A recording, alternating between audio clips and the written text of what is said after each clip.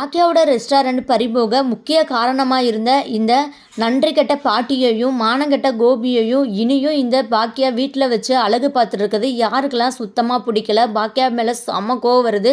மறக்காமல் இந்த வீடியோக்கு ஒரு லைக்கை தட்டி விட்டு கூடவே நம்ம சேனலையும் சப்ஸ்கிரைப் பண்ணி உங்களுடைய ஆதரவை தெரிவிங்க. ஆமாங்க, பாக்கியா பண்ணுற தப்பே இதுதாங்க. முதல்ல இந்த கோபியையும் ஈஸ்வரி பாட்டியையும் அடித்து வெளியே பற்றி விடணும். அப்போ தான் மனசுக்கு அவ்வளோ நிம்மதியாக இருக்கும். பாட்டி வாயை திறந்தாலே அப்படி தான் வருது, அவ்வளோ இரிட்டேட்டிங் ஆகுது. சீக்கிரமே இந்த பாட்டி சாப்டரை முடித்தா ரொம்பவே நல்லா இருக்கும் அப்படின்னு சொல்லிட்டு நினைக்கிறவங்க மறக்காமல் கீழே கமெண்ட் பண்ணி தெரிவிங்க. ஆல்ரெடி பாக்கியாவுக்கு ஒரு ரெஸ்டாரண்ட் போயிடுச்சு கையை விட்டு அப்படின்னு ரொம்பவே ஃபீல் பண்ணிட்டு இருந்தாங்க. இப்போது இன்னொரு ரெஸ்டாரண்ட்டையுமே பார்த்தீங்கன்னா இந்த சுதாகர் திட்டம் போட்டு பிடிங்கிட்டாருன்னு தான் சொல்லணும். சரி ஒன்று போச்சு, இன்னொன்று வச்சு எப்படினாலும் நம்ம ஓகோன்னு வந்துடலாம் அப்படின்னு சொல்லிட்டு நினச்ச பாக்கியாவுக்கு இது தலையில் மிகப்பெரிய இடி விழுந்த மாதிரி தான் இருக்குது. பார்க்குறதுக்கே பாவமாக இருக்கிற இன்னைக்கான ப்ரொமோ ரொம்பவே ஷாக்கான ப்ரொமோ தான். ஆனாலும் இது நம்ம எதிர்பார்த்த ஒரு விஷயம்தாங்க. வாங்க இதுக்கப்புறம் என்னெல்லாம் இன்ட்ரெஸ்டிங்கான ட்விஸ்டான விஷயங்கள்லாம் அப்கமிங் எபிசோட்ல நடக்க போகுதுன்னு ப்ரிடிக்ஷன் பார்க்கலாம். பாக்கியாவோட இன்னொரு ரெஸ்டாரண்ட் வாடகை ரெஸ்டாரண்ட் தான். அதுக்கு யார் ஓனரு அப்படின்னு அதோட ஹிஸ்ட்ரி எல்லாத்தையுமே இந்த சுதாகர் தெரிஞ்சுக்கிறாரு. ஒரு வாடகை ரெஸ்டாரண்ட்டை வச்சுக்கிட்டு தான் நம்மக்கிட்ட இந்த பாக்கியா இவ்வளோ ஆட்டம் ஆடினாலா, திமிரு காமிச்சாலா, அவளை நடு ரோட்டுக்கு வர வைக்கணும் அப்படின்னு சொல்லிட்டு இங்கே சுதாகர் முடிவு பண்ணுறாரு. தன்னோட ஆளுங்க கிட்ட சொல்லி பாக்கியாவோட பழைய ரெஸ்டாரண்ட் ஓனர் வீட்டு அட்ரஸையும் கண்டுபிடிச்சி அவரை தேடி நேர்லேயே போயிட்டு இந்த சுதாகர் பேசுகிறாரு.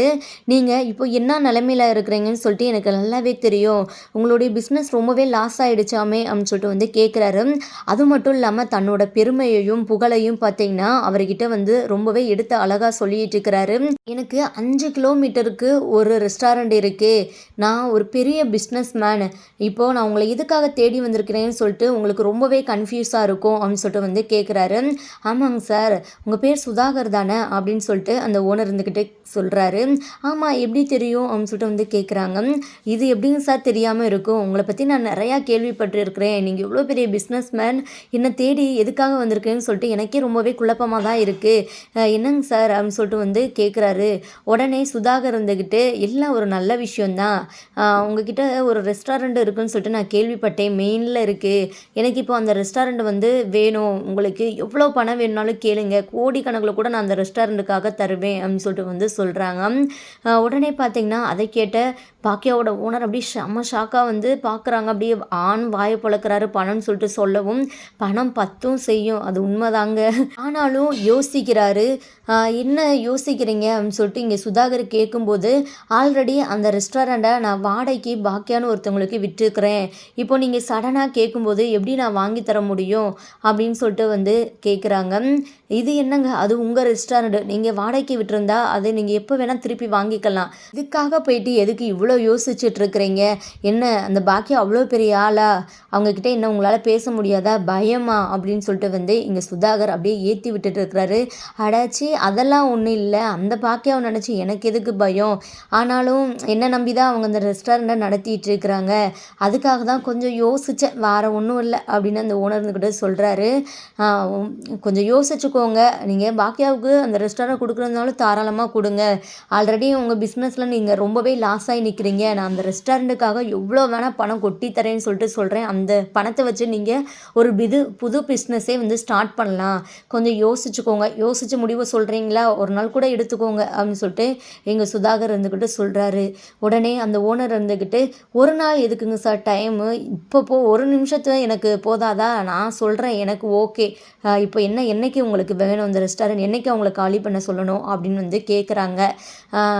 நீங்கள் இன்றைக்கே போயிட்டு அவங்கக்கிட்ட சொல்லிடுங்க, இன்றைக்கி நைட்டுக்குள்ளே அந்த ரெஸ்டாரண்ட் அவங்கள காலி பண்ண சொல்லிடுங்க அப்படின்னு இங்கே சுதாகர் இருந்துக்கிட்டு சொல்கிறாரு. உடனே சிரிச்சுக்கிட்டே அந்த ஓனருக்கு இருந்துக்கிட்டு, சரிங்க சார், நீங்கள் சொல்லிட்டீங்களே, பண்ணிடலாம், நீங்கள் சந்தோஷமாக போங்க, அந்த ரெஸ்டாரண்ட் உங்களுக்கு தான் அப்படின்னு சொல்கிறாங்க. இந்த சுதாகருக்கு அப்படியே நம்ம ஜெயிச்சுட்டோம், இந்த பாக்கியாவை கீழே தள்ளி விட்டுட்டோம் அப்படின்னு சொல்லிட்டு ரொம்பவே சந்தோஷத்தோடு அங்கே கிளம்புறாங்க. இன்னொரு பக்கம் நம்ம பாக்கியா வழக்கம் போல் ரெஸ்டாரண்ட்டுக்கு வராங்க. அவங்களோட வேலையை பார்த்துட்டு இருக்கிறாங்க. சடனாக பாக்கியாவோட ஓனர் ரெஸ்டாரண்ட்டுக்கு வராங்க. வந்துட்டு இன்னைக்கு நைட்டு வரைக்கும் தான் உங்களுக்கு டைமு, நைட்டுக்குள்ளே இந்த ரெஸ்டாரண்ட்டை நீங்கள் காலி பண்ணணும் அப்படின்னு சொல்லிட்டு பெரிய குண்டை தூக்கி போகிறாரு. இதை கேட்டால் பாக்கியாவுக்கு அப்படியே பார்த்தீங்கன்னா அப்படியே மனசு சுக்குநூறாக உடஞ்சிருது. ஆல்ரெடி ஒரு ரெஸ்டாரண்ட்டை இழந்ததுலேயே அவங்க ரொம்பவே ஃபீல் பண்ணிகிட்டு இருந்தாங்க. இப்படி இவர் சொல்லவும் இன்னமும் அவங்களுக்கு பார்த்தீங்கன்னா அப்படியே கஷ்டமாக இருக்குது. என்னங்க சார் சடனாக வந்து சொல்கிறீங்க, நீங்கள் முன்கூட்டியே சொல்லியிருந்துருக்கலாம்ல, நான் 1 மந்த்துக்கு தேவையான எல்லா திங்ஸுமே நான் மளிகை ஜாமான் எல்லாமே வாங்கி வச்சுட்டேன், இப்போ நான் என்ன பண்ணுறது அப்படின்னு சொல்லிட்டு வந்து கேட்குறாங்க. அதை பற்றிலாம் நீங்கள் ஒன்றும் கவலைப்படாதீங்க, அதுக்கு சேர்த்து நான் வந்து பணம் தந்துடுறேன் அப்படின்னு சொல்லிட்டு அந்த ஓனர் இருந்துக்கிட்ட சொல்கிறாரு. இங்கே பாக்கியாவுக்கு மிகப்பெரிய ஷாக்காக இருக்குது. இவர் எதுக்கு இப்படி திடீர்னு இப்படிலாம் வந்து சொல்லிட்டு இருக்கிறாரு அப்படின்னு சொல்லிட்டு பாக்கியாவுக்கு ஒன்றுமே புரியலை. ஆனால் ரொம்பவே ஸ்ட்ரிக்டாக வந்து சொல்லிட்டு போயிடுறாரு, நைட்டுக்குள்ளே கண்டிப்பாக இந்த கடையை நீங்கள் ரெஸ்டாரண்ட்டை காலி பண்ணணும் அப்படின்னு சொல்லிட்டு. இங்கே போயிட்டு வெளியே சுதாகர் வந்து இருந்துட்டு இருக்கிறாரு. இங்கே பாக்கியா கிட்ட பேசினதுக்கப்புறம் சுதாகர் கிட்ட போயிட்டு கை கொடுத்து இங்கே ரொம்பவே சந்தோஷமாக அந்த ஓனர் இருந்துக்கிட்டு பேசிகிட்டு இருக்கிறாரு. வெளியே போயிட்டு பாக்கியா வந்து பார்க்குறாங்க. அப்போ சுதாகர் அங்கே ஓனர்கிட்ட பேசியிருக்கதை பார்த்துட்டு அப்படியே அவங்களுக்கு ரொம்ப ரொம்ப ஷாக்காக இருக்குது. ஓ, இதுக்கெல்லாம் காரணம் நீங்கள் தானா, என்னை வந்து எப்படினாலும் பழி வாங்கணும்னு சொல்லிட்டு நீங்கள் எல்லாமே பண்ணிகிட்ருக்கிறீங்களா அப்படின்னு சொல்லிட்டு இங்கே பாக்கியா மனசுக்குள்ளேயே நினச்சி ரொம்பவே ஃபீல் பண்ணிகிட்டு இருக்கிறாங்க. ரொம்பவே கோவத்தோடு இங்கே வீட்டுக்கு போகிறாங்க. வீட்டுக்கு வந்த பாக்கியாவை பார்த்ததும் இங்கே எல்லா பேருக்குமே வந்து ஒன்றுமே புரியலை. இந்த டைமில் பாக்கியா ரெஸ்டாரண்ட்டில் தானே இருப்பா, எதுக்காக இங்கே வந்திருக்கிறா அப்படின்னு சொல்லிட்டு இங்கே கோபியுமே அப்படியே யோசித்த மாதிரி நிற்கிறாங்க. இங்கே பாட்டி இருந்துக்கிட்டு கேட்குறாங்க, என்ன பாக்கியா, என்ன ஒரு மாதிரி இருக்கிற, என்ன ரெஸ்டாரண்ட்டில் எதுவும் வேலை இல்லையா, என்ன வீட்டுக்கு வந்துட்டா எதுவும் முக்கியமான வேலை இருக்கா அப்படின்னு சொல்லிட்டு விசாரிக்கிறாங்க. இங்கே உடனே பாக்கியா பிடிச்சி கத்துறாங்க, இப்போ உங்களுக்கு ரொம்பவே சந்தோஷமா, எல்லாத்துக்கும் காரணம் நீங்கள் தான். என்னோட மாமனார் என்னோட ஒரு ரெஸ்டாரண்ட்டை பிடுங்கினது மட்டும் இல்லாமல் இப்போ என்னோட இன்னொரு ரெஸ்டாரண்ட்டையுமே என்கிட்ட இருந்து பறிச்சுக்கிட்டாரு. இப்போ உங்களுக்கு ரொம்பவே சந்தோஷமாக இருக்குல்ல, இப்போ கூட நீங்கள் அவரை தலையில் தூக்கி வச்சு கொண்டாடுங்க, அவர் நல்லவர் வல்லவர்னு சொல்லிட்டு அப்படின்னு இங்கே பாக்கியா பிடிச்சி கத்திட்டு இருக்கிறாங்க. இங்கே மொத்த குடும்பமும் அப்படியே பார்த்தீங்கன்னா பாக்கியா சொல்கிறத கேட்டுட்டு ரொம்பவே அதிர்ச்சியில் இருக்கிறாங்க. கோபி இருந்துக்கிட்டு, என்ன பாக்கியா என்ன சொல்கிறேன், அவர் எதுக்கு உன்னோட இன்னொரு ரெஸ்டாரண்ட்டே வாங்கணும் அப்படின்னு சொல்லிட்டு வந்து கேட்குறாங்க. ஓ, உங்களுக்கு இன்னுமே புரியலையா, அவர் என்னை பழி வாங்கணும்னு சொல்லிட்டு தான் எல்லாமே பண்ணிகிட்ருக்கிறாரு அப்படின்னு இங்கே பாக்கியா இருந்துக்கிட்டு சொல்கிறாங்க.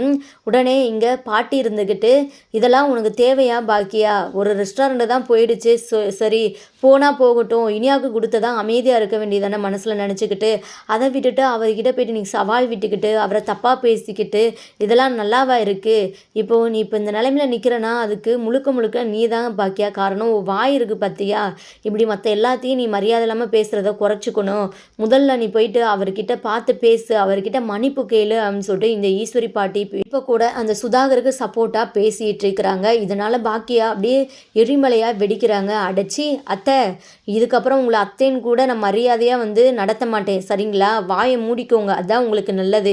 யார்கிட்ட போய் யார் மன்னிப்பு கேட்கணும், அவன் எவ்வளோ பெரிய கேடு கெட்ட ஜென்மம் ஏமாத்துக்காரன், அவங்கிட்ட போய் நான் மன்னிப்பு கேட்கணுமா, அது ஒருபோதும் நடக்காது.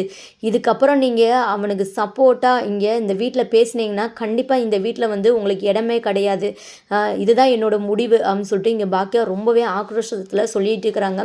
இங்கே பாக்கியாவை பார்த்துட்டு இங்கே எல்லாருக்குமே ரொம்பவே ஷாக்காக இருக்குது. அப்படி பாட்டி வாயை மூடிட்டு இருக்கிறாங்க. இங்கே கையெடுத்து கும்பிட்றாங்க. பாக்கியா, சாரி, நான் ஏதோ தெரியாமல் பேசிட்டேன், என்னால் தான் உன்னோட ரெஸ்டாரண்ட் இப்போ போகிறதுக்கு காரணம், நீ மன்னிச்சிடு, தயவு செஞ்சு மன்னிச்சிடு அப்படின்னு சொல்லிட்டு வந்து கெஞ்சுறாங்க. இங்கே பாக்கியா இருந்துக்கிட்டு, உங்ககிட்ட எனக்கு பேசவே பிடிக்கல, இதுக்கப்புறம் வந்து நீங்கள் அவரை பற்றி பேசுனீங்கன்னா கண்டிப்பாக இந்த வீட்டில் உங்களுக்கு இடமே கிடையாது, நீங்கள் என்ன வேணாலும் நினச்சிக்கோங்க, அதை பற்றி எனக்கு கவலையே இல்லை அப்படின்னு சொல்லிட்டு ரொம்பவே கோவமாக பேசிட்டு பாக்கியா தன்னோட ரூமுக்கு போயிடுறாங்க. இங்கே ஜெனி இருந்துக்கிட்டு செலியன் கிட்ட, என்னதான் இருந்தாலும் இனியாவோட மாமனார் இப்படிலாம் பண்ணியிருக்கக்கூடாது, பாவம் ஆண்டி, இப்படி பண்ணிட்டீங்களே, நீங்கள் எல்லா விரும்பே இப்போ ஆண்டி நிலைமைக்கு காரணம், அவங்கள பார்க்குறதுக்கே கஷ்டமாக இருக்குது, அந்த ரெஸ்டாரண்ட்டை அவங்க எடுத்து நடத்துறதுக்கு எவ்வளோ கஷ்டப்பட்டாங்க, அவங்களோட உழைப்பு எவ்வளோ இருந்தது, இப்போ ஒட்டு மொத்தமும் போயிட்டு அவங்க இப்படி நிற்கிறாங்களே, பார்க்குறதுக்கே ரொம்பவே கஷ்டமாக இருக்குது செலியன் அப்படின்னு சொல்லிட்டு எங்கள் செலியனை பிடிச்சி திட்டிகிட்டு இருக்கிறாங்க. இன்னொரு பக்கம் எழில் இருந்துக்கிட்டு பாக்கியா கிட்டே போயிட்டு பேசுகிறாங்க. எழில் அமிதா 2 பேருமே பாக்கியாவை போயிட்டு சமாதானப்படுத்திட்டு இருக்கிறாங்க. இதுக்கப்புறம் என்ன பண்ணுறது அப்படின்னு சொல்லிட்டு யோசிச்சுட்டு இருக்கிறாங்க. இங்கே கோபி இருந்துக்கிட்டு ஸ்ட்ரெயிட்டாக இங்கே சுதாகரை பார்த்து போயிட்டு பேசுகிறாரு. பாக்கியாவுக்கு பிஸ்னஸ் பண்ணுறது தான் கனவு, அவள் இதுக்காக எவ்வளவோ கஷ்டப்பட்டுருக்கிறா, அவளோட ரெஸ்டாரண்ட் போயிடுச்சுன்னு சொல்லிட்டு தான் வந்து உங்ககிட்ட ரொம்பவே கோவமாக பேசியிருக்கிறா, தயவு செஞ்சு மன்னிச்சிடுங்க, இப்போ நீங்கள் இன்னொரு ரெஸ்டாரண்ட்டுமே அவகிட்ட இருந்து வாங்கிட்டதா வந்து அவள் ரொம்பவே ஃபீல் பண்ணி அழுதுட்டுருக்கிறா, பார்க்குறதுக்கே ரொம்பவே கஷ்டமாக இருக்குது அப்படின்னு இங்கே சுதாகர் சுதாகர் கிட்ட கோபி இருந்துக்கிட்டு சொல்கிறாரு. இதை கேட்ட சுதாகருக்கு ரொம்பவே சந்தோஷமாக இருக்கு. சம்மந்தி, நீங்கள் அந்த ரெஸ்டாரண்ட்டை பாக்கியாவுக்கே கொடுத்துருங்களேன். ஒரு ரெஸ்டாரண்ட்டை தானே வாங்கிக்கிட்டீங்க, இன்னொரு ரெஸ்டாரண்ட்டை பாக்கியாவே பார்த்துக்கட்டும். அவள் அதை நம்பி தான் இருந்தா, இல்லைன்னா அவள் பாவம் வீட்டில் தான் கிடக்கணும் அப்படின்னு சொல்லிட்டு இங்கே கோபி வந்து பாக்கியாவுக்காக சுதாகர் கிட்ட வந்து கெஞ்சுறாங்க. ஆனால் இந்த சுதாகர் வந்துக்கிட்டு ஒரு மாதிரி நக்கலாக வந்து பேசுகிறாரு. சாரி சம்மந்தி அப்படின்னு சொல்லிட்டு சிரிச்சுக்கிட்டே, என்னால் தர முடியாது, எனக்கு ஒன்று வேணும்னா கண்டிப்பாக அது எனக்கு வந்து சேர்ந்தே ஆகணும், அதுக்கு நான் என்ன வேணாலுமே பண்ணுவேன். இப்போ எனக்கு அந்த இன்னொரு ரெஸ்டாரண்ட்டுமே தேவைப்பட்டது, அதனால் நான் வாங்கிக்கிட்டேன். ரெஸ்டாரண்ட் விஷயத்தில் பொறுத்தளவு நான் யார் பேச்சுமே கேட்க மாட்டேன், யாருக்காகவும் மனசு இறங்க மாட்டேன், என்னை தயவு செஞ்சு மன்னிச்சிடுங்க சம்மந்தி, என்னால் ஒன்றுமே பண்ண முடியாது அப்படின்னு சொல்லிட்டு சுதாகர் கையை விரிச்சிடுறாரு. இங்கே கோபிக்கு ரொம்பவே ஏமாற்றமாயிடுது. நீங்களும் உங்கள் ஒய்ஃபும் அடிக்கடி மறந்துடுறீங்க, உங்கள் பொண்ணை இங்கே தான் நீங்கள் கல்யாணம் பண்ணி கொடுத்துருப்பீங்க, ஆனால் ஒன்றும் சம்மந்தி, பிஸ்னஸ் வேறு வாழ்க்கை வேறு, நான் உங்கள் பொண்ணு வாழ்க்கையை வந்து கெடுத்துடலாம் மாட்டேன், உங்கள் பொண்ணு எப்போதுமே இங்கே நல்லா சந்தோஷமாக ஆடம்பரமாக இருப்பா அப்படின்னு சொல்லிட்டு இனியாவை வச்சு ஒரு மாதிரி வந்து பேசுகிறாரு. இதனால் கோபிக்கு வேறு என்ன பேசுனே தெரியாமல் அங்கேருந்து அப்படியே ஒரு மாதிரி ஃபீல் பண்ணிகிட்டே வந்து கிளம்புறாரு. அதுக்கப்புறமும் நம்ம பாக்கியா இதெல்லாம் பார்த்துக்கிட்டு அமைதியாக பொறுமையாக இருக்கக்கூடாது, சும்மா சும்மா சவாலை விட்டுட்டு இருக்காமல் களத்தில் இறங்குனாதான் கரெக்டாக இருக்கும். பாக்கியா தரமான சம்பவம் பண்ணணும் இந்த சுதாகருக்கு எதிராக. போகிற எபிசோட்லாம் ரொம்பவே நல்லா தான் இருக்க போகுது, ரொம்பவே ட்விஸ்ட்டாக இன்ட்ரெஸ்டிங்காக போகுது. நம்ம வெயிட் பண்ணி அப்கமிங் எபிசோடை பார்த்து தெரிஞ்சுக்கலாம். இந்த வீடியோ பிடிச்சி தான் லைக் பண்ணுங்கள், மறக்காமல் நம்ம சேனலை சப்ஸ்கிரைப் பண்ணிக்கோங்க.